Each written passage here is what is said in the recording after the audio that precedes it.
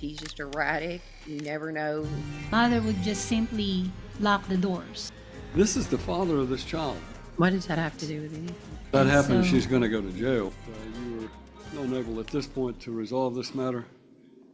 All right, then we'll conduct a hearing, but I'm going to limit this hearing only on the Christmas visitation that is being requested. So what are you specifically asking for?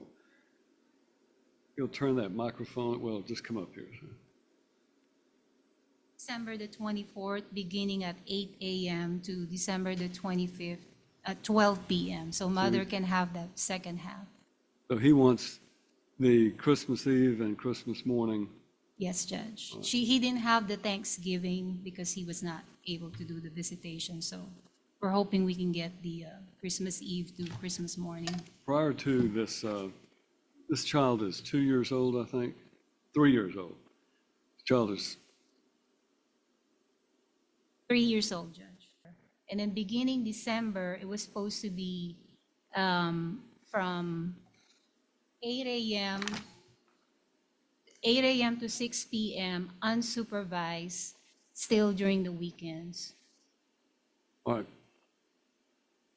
Then you may put on your proof, call your first witness. Judge, I call my client. Okay. If we calculate from August the 31st, when you had your first visitation, all the way to 90 days, actually to today, you would have had 16 days of visitation. Is that correct? Yes, ma'am. And out of that, those 16 days, how many were you able to actually spend time with your son, Ashton? She only allowed me 8 visits. 8 visits. During those 8 visits, how was Ashton responding to you whenever you show up at Miss Hewitt's home? Oh, he's really excited, just jumping up and down every time I get to the door, Okay, trying to put his shoes on so he can go to the park. okay. During those 8 days that you had visitation, did Miss Hewitt allow you to take Ashton outside of her home without her presence, and you were able to visit with him? Yes, ma'am. Me and her daughters, and then my fiance, we would go to the park, which is just a few hundred feet down the road from her house. Okay, And then on one occasion, I had to go get Miss Hewitt some car parts. Her car had messed up, and me, Asia, and Ashton all went together to get those without her. okay. And what are your plans for Christmas? Do you have any relatives? Yeah, my mom, my sister, and my nieces are all planning to come to the house for Christmas. Okay. And you got gifts prepared for Ashton? Oh, yeah, got his whole room set up. We had 13 family members come over for Thanksgiving, but I wasn't allowed to get him. She would not even answer the door. Right. And then my last question to you is just describe to the judge, how many bedrooms do you have in your home? 3. Okay. And you would have a separate bedroom for Ashton to sleep over if you're allowed to take him there from the 24th to the 25th? Yes, ma'am. It's all set up. His toddler bed, everything he needs. It's a brand new room. I built the house, and it's never been stayed in. And do you feel that your home is safe for him Most definitely. and suitable? Most definitely. And who lives there? Me, my fiance, and my stepdaughter. Okay. And how long have you been living with your fiance and Just a little bit over 3 years. okay. So you've been in October was 3 years. and then I will show you another set of pictures. Pictures, Mr. Fenton. My fiance. Okay. And what do those pictures depict? Us at the park. Well, I guess on one occasion at the park, we went multiple times. And then this one depicts, he really likes to get in my truck and push the horn and play with all the buttons. And he thinks it's funny because I won't let him push the horn. He tries to get around me to do it. And then, no, Those photos were it's taken? 2 times at the park. This Okay. is, I just, because the shirt's different there, so it Okay. does show 2. Okay. So those were taken during your visitation after you were in front of Judge Wolf. Is that correct? Yes, ma'am. And Okay. then the very last one, that was from April Okay, Right, so that one, okay. I found out on March 25th that he was my biological son, and I was able to go down and have a visit at Miss Hewitt's home. And And so Miss Hewitt allowed you to take Ashton outside of her home? yes, ma'am. Outside of her presence, okay. Would like to enter that as an exhibit. And so you're asking Judge Wolf to grant you December the 24th from 12 p.m., is that right? Please. To December 25 at noontime. That's So that correct. mom can have the second half of Christmas vacation. Yes, ma'am. Okay.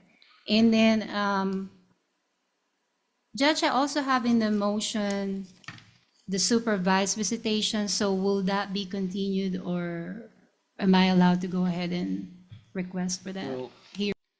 The order, previous order was to be unsupervised beginning November 30th, according to that original order, at least the way it was drawn, correct? Yes, Judge. So I'm not going to address anything except Christmas visitation at this point, since she has no attorney. And that's all my questions, Judge.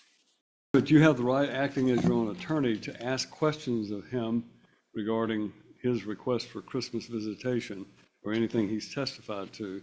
It is not your time to testify. I'm going to give you a chance to testify, but do you have questions you want to ask? If you do, you need to go to the podium. You're not required to ask any questions, but it is your chance to ask them if you have any. So did you have open CPS investigations in Scottsville regarding molesting your stepdaughter, your No. ex-wife? So there's not court documents in Scottsville, Kentucky, where you and Buffy went to court with you molesting their stepdaughter, your stepdaughter? I never, You don't remember going to court I with your never- ex-wife? no.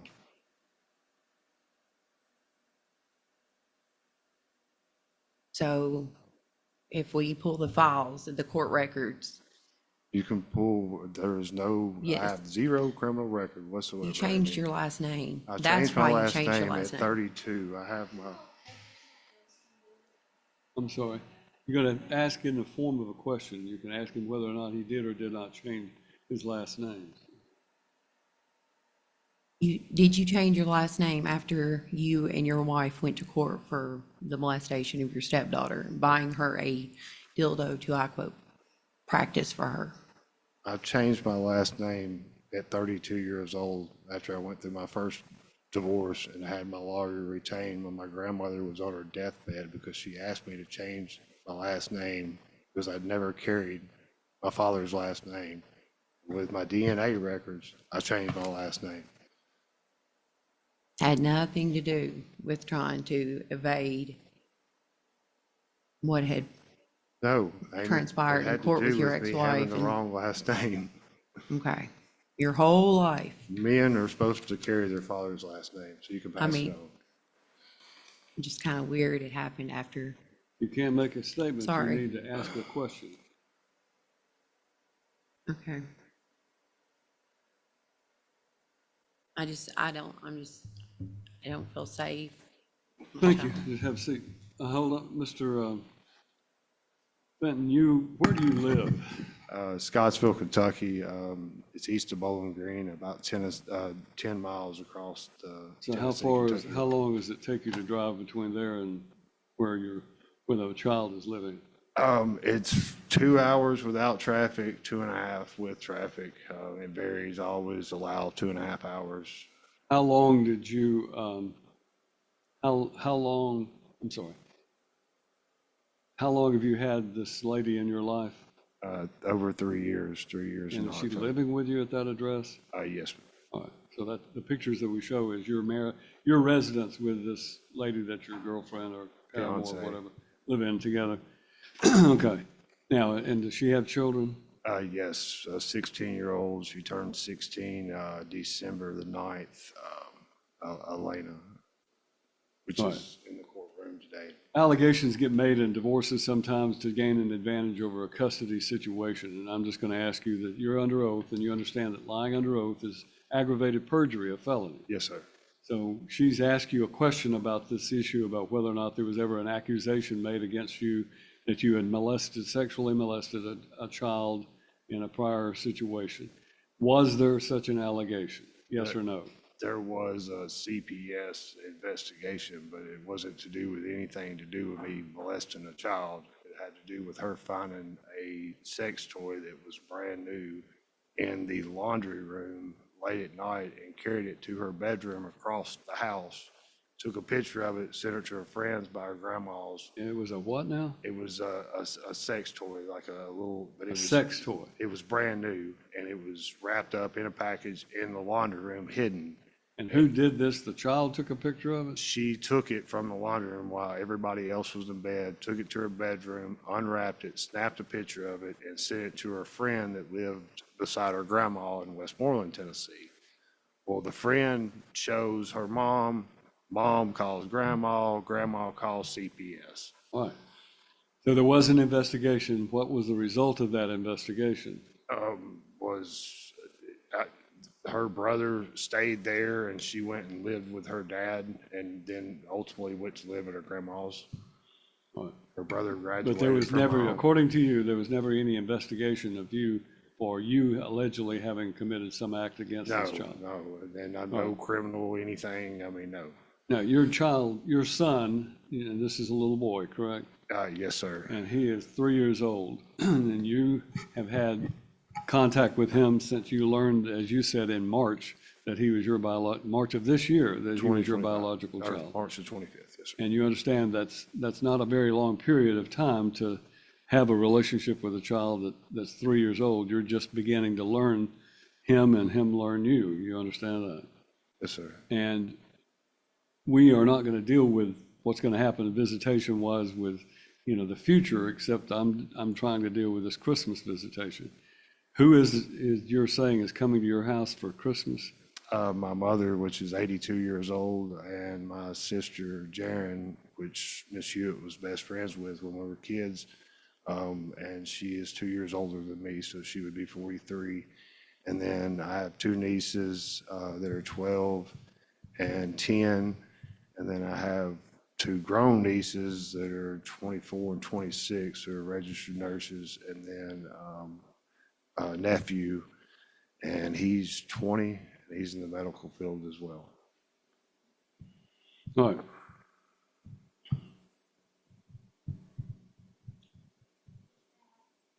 Okay.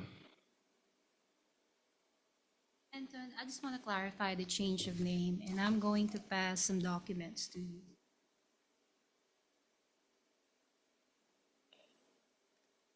Tell me what those documents are. My original birth certificate from when I was born, and then my original Social Security card with my last name reading Englehart, as well as the birth certificate. When I was born, from 0 to 1, my name was changed 3 times by my mom, or twice. I know I carried my sister. We have different dads' last name originally, which was Reisinger, and then my mother changed it to Englehart when I was 0 to 1.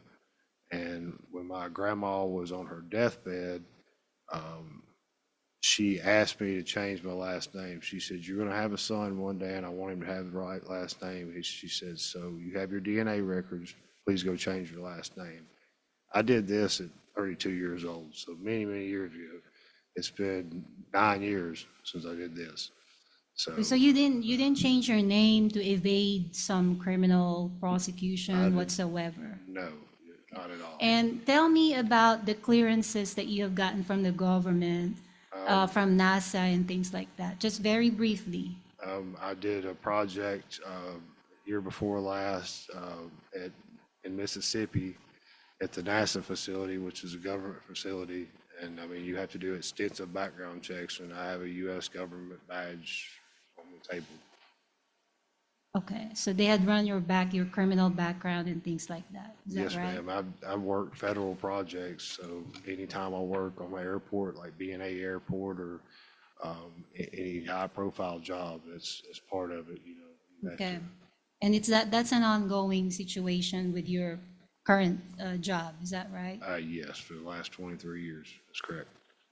And the reason why you were not able to visit with your child from the time that he was born was because Miss Hewitt concealed the real paternity of Ashton to you. Is that correct? Yes, and I have that in a message where she told me I came in from Virginia when he was expected, and she would not let me come to the hospital, told me it had nothing to do with me, that she had already DNA'd the father, and I just assumed he was already there. And the other father is actually, she goes up, I don't know, she had a DUI, and the bondsman that bonded her out of jail was the other potential father, and he was exonerated, or when Ashton was 1 year old. I received notice from the Tennessee Child Support Office in February of this year, asking me to do a DNA test. Okay. And that was how I found out. And then from then on, you tried to foster the relationship. Is that right? Yes. And is that your purpose here, is to continue to have that relationship with your son? Yes, ma'am. Okay, that's all, Judge. And I'm not entering those documents into the exhibit, so you can take it with you. Okay. So you and Miss Hewitt had a relationship at some point. How long was that relationship? We never had a relationship. We knew each other from the time we were children, from about 5 to 16. My mom's farm, which she still owns in Rockbridge, Bethpage, Tennessee. Well, obviously she became pregnant, so you had some sort of relationship. Well, I was married for years, and I didn't really see Miss Hewitt until, I guess, it would have been the beginning of 2020, and Facebook. She ended up reaching out to me on Facebook, and I went down, and it was kind of just went down for the weekend and met with Miss Hewitt, and then it wasn't long afterwards she stated that she was pregnant, and I'd went back down, only on a couple weekends, but I knew that the other potential father was, that they were having a relationship as well, based off of their phone conversations, and I worked on the road at the time. I worked on the gas pipelines, so I did a lot of travel. And Okay, so when did you find out she was pregnant? probably about a week after, or 2 weeks. Well, really, I didn't know for sure until 4.5 months when I took her to the doctor. All For right, the and first who time. did she tell you was the father of this child? She told me it was the other guy. I'm not sure his name. So you at no time knew that you were the father until you got this petition from the Department of Child Support Office, rather. No, I mean, she told me when she first got pregnant that it was mine, but then it changed very quickly that it was the other guy's. And so I didn't really, I'm 40, fixing to be 41, and I've never had a biological child. So I believed her. I really believed that, it was the other man's child, but. All right, Ms. Hewitt, you have the right, if you have any other questions, I'll allow you to ask those questions. Do you have anything else you want to ask him? All right, thank you, step down. All right, Mr. Fenton has rested his proof, so Ms. Hewitt, if you want to be heard on this issue, I'll be glad to let you testify, but we're also just dealing with his request for Christmas visitation, in which he is requesting Christmas Eve until Christmas Day at noon. So come to the podium. If you're going to testify, are you going to testify? Then come around here and raise your right hand and be placed under oath.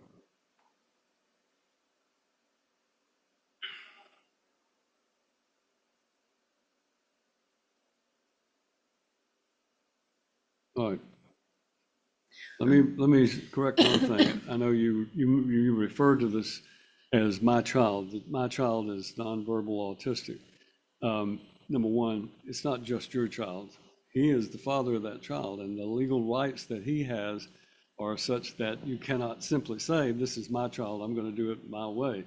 So you have to understand that he has a legal right that has to be balanced with your legal right, and first and foremost is the best interest of the child. So why don't you tell me what it is that you object to him having visitation over Christmas?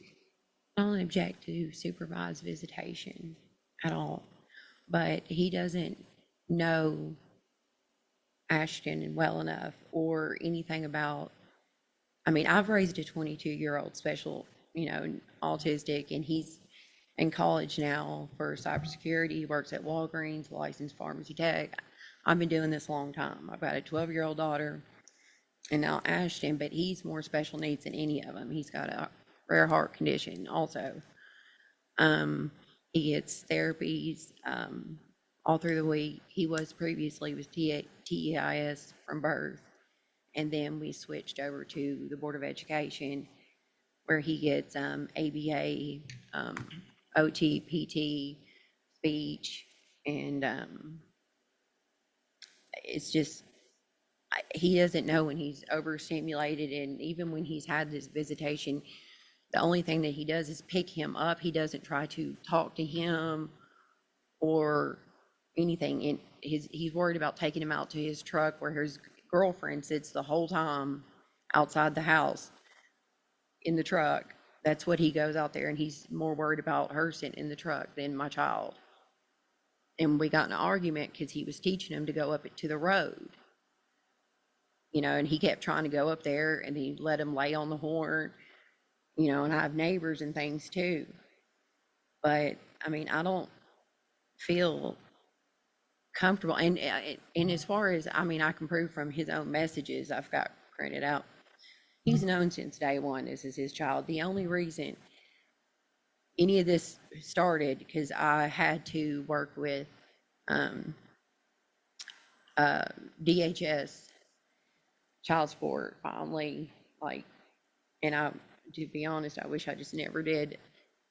I wouldn't have to deal with this because he's dangerous, he's erratic, and as far as his sister, I've got messages from his sister too. His sister and his nieces and nephews, they don't want anything to do with him. His mom's even scared of him and doesn't like to deal with him. Yes, she's rode down there to see Ashton, but at the same time, she knows and how he is. He's just erratic. You never know what it's going to be. And he always takes it out on women and children. All right. So when you say you would be in favor of supervised visitation, what exactly are you proposing? Continue like at my house supervised, where I can see. Has he been allowed to take the child away from your house? Like to the playground. So he's been away from you while he's had this child? I mean, I drove down there, and then the other time the neighbor that I'm friends with watched. All right. But it's right next to my house. Ms. Hendrickson, do you have any questions?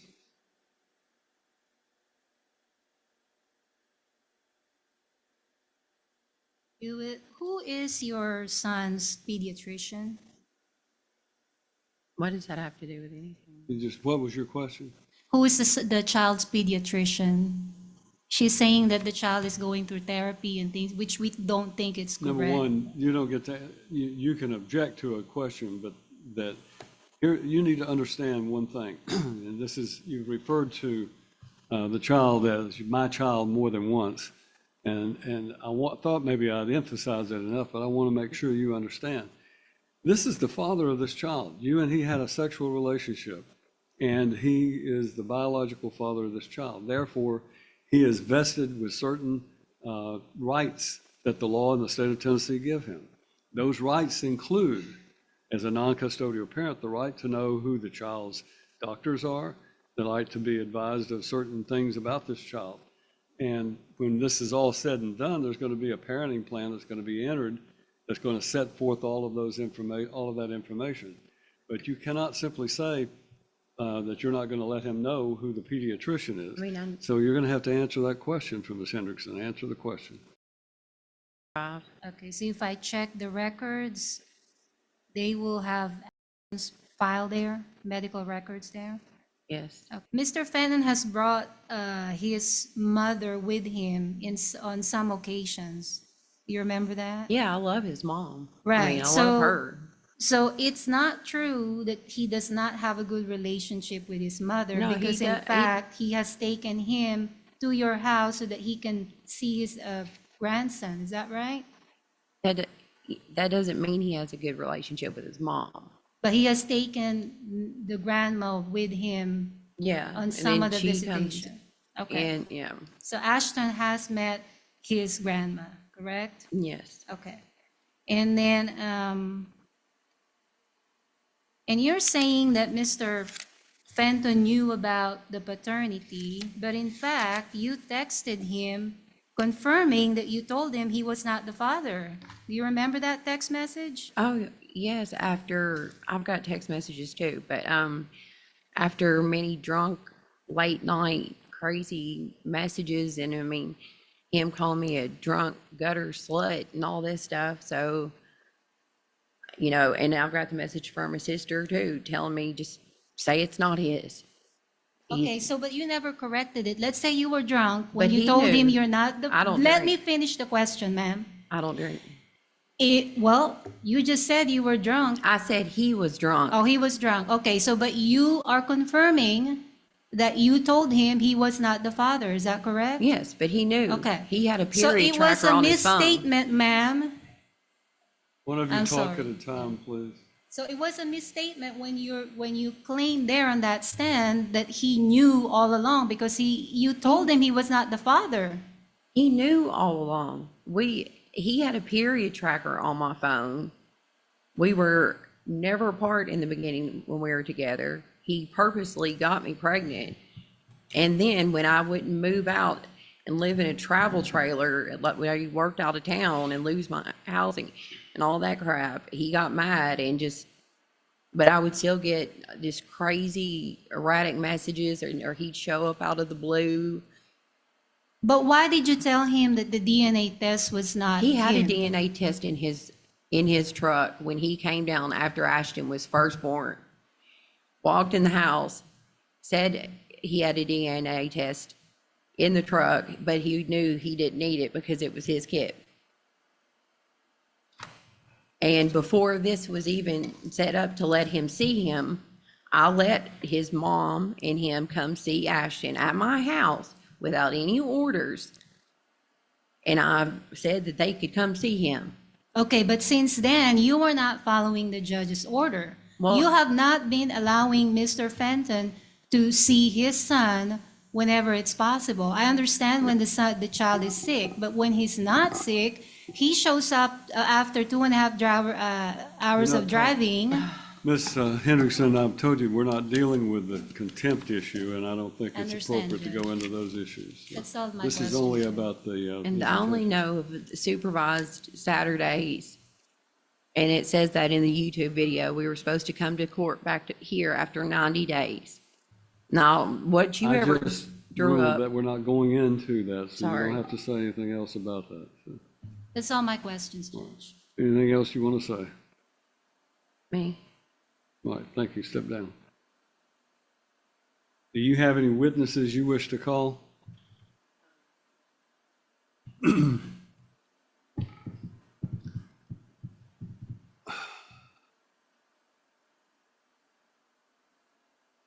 All I can say is that, number one, the court's main emphasis in all of these cases is the best interest of the minor child. Mr. Fenton says he was not aware that he was the father. In fact, he was denied that he was the father, and therefore he didn't take any steps over the last 3 years until he got notified that he was going to be the father, or that he was potentially the father, and then the testing proved that he was. She says, of course, Ms. Hewitt says that he knew all along he was the father. I'm not sure exactly how she said he intended to get her pregnant and so forth, but they had a voluntary sexual relationship that resulted in a child. That is the immutable fact. And as a result of that, we've got a child who's in the middle of this scenario. Ms. Hewitt obviously has nothing good to say about the man she had sex with and had a child with, but she essentially doesn't want him to have unsupervised visitation. I don't have any proof before me that he poses a threat to this child, but by the same token, the proof before me is that He has a number of health issues, including being nonverbal autistic. Even Mr. Fenton testified the young man is very limited in what he has to say. It's a giant leap from going from supervised visitation of a child that you first get acquainted with at 2.5 or 3 years old, to having the child spend the night with you on Christmas Eve and until Christmas Day at noon. That's a world away from what I think this child would be used to. But by the same token, he needs to have visitation with a child that his family can be a participant in, because this extended family is this child's family. So the balancing of those is the difficult part of this. I think that under these circumstances, I'm not going to grant him the visitation from Christmas Eve overnight to Christmas Day, but I will grant him visitation from 8 o'clock Christmas morning until 6 o'clock p.m. Christmas Eve. I'm sorry, Christmas Eve morning at 8 a.m. to Christmas Eve at 6 p.m. He'll have the right to take the child to Kentucky if that's what he wishes to do, to visit with his family. He will give her a telephone number where she can talk to the child while he's there and make sure that she's reassured that there's not any problems. The only reason I'm not granting the overnight visitation is my concern about these health issues, a congenital heart defect, other issues that Ms. Hewitt says under oath this child has.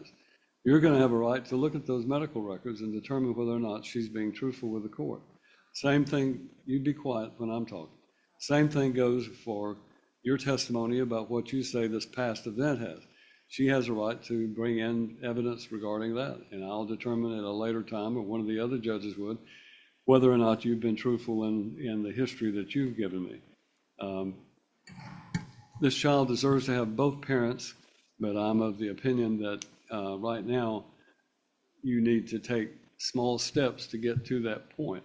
So I'm giving you unsupervised visitation on Christmas Eve of this year to allow you to try to have that time with your family in that, and we'll see how that goes. But I am of the opinion that is the best scenario I can create for the child to have that contact.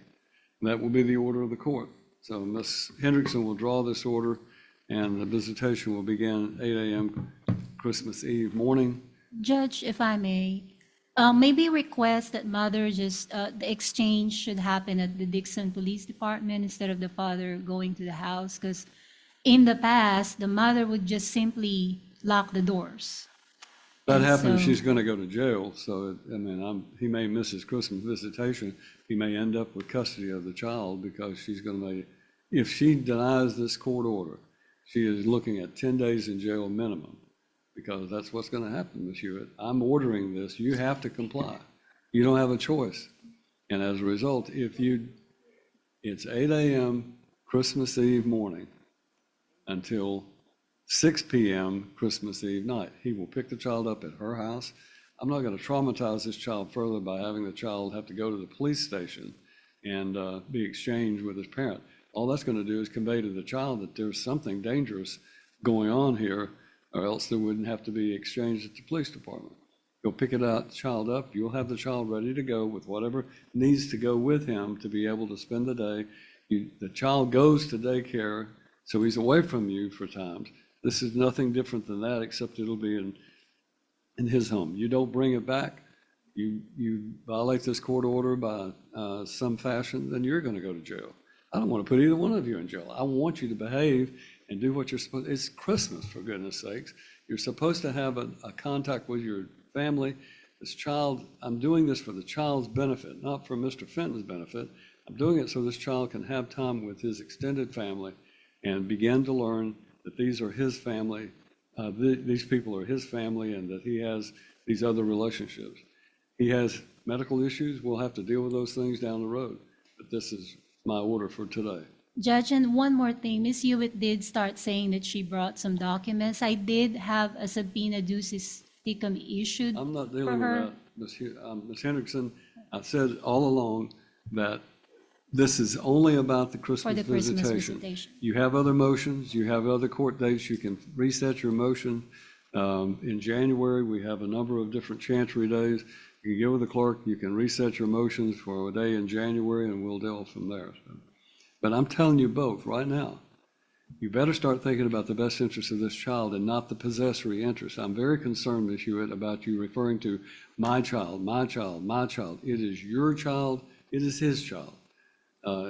So you need to start phrasing it differently, because all that means to someone like me or to Mr. Fenton is that you think he belongs to you and he has no right. And I'm telling you, he has rights that are given to him under the law of the state of Tennessee, and I'm going to enforce those rights, but I'm also going to do it in a way that this child will benefit the most that I can create. All right, Ms. Hendrickson will draw the order. We have 15 minutes before we have to break for lunch. Thank you, Judge. Anybody have anything that they want to take up in the next 15 minutes?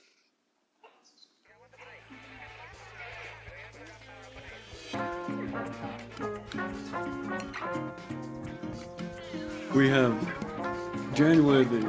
I have December the 30th, which you said you're out of town. I also have January the 3rd, January the 6th, January the 7th, January the 8th, January the 9th. And then I'll be in therapy.